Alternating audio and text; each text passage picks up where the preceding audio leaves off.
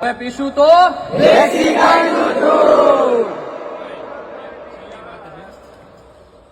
ગાય ગામડું ને ખેતી અહીંયા પ્રભુ વસેલા છે.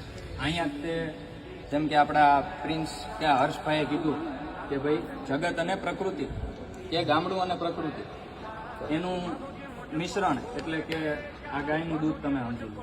હું રાખશું જર્સી ગાય બધાએ આજે પ્રણ લેવાનો આગળ હાથ કરવાનો. હું ભારતનો નવયુવાન આજથી 5 વર્ષ 6 વર્ષ કે 7 વર્ષ ગમે એટલા ઊંચા સ્તર ઉપર હોય મારી પાસે ગમે એટલી ધન કે લક્ષ્મી હોય ગમે એટલું ઐશ્વર્ય કે કીર્તિ હોય મારા ઘરમાં એક દેશી ગાય હશે ને હશે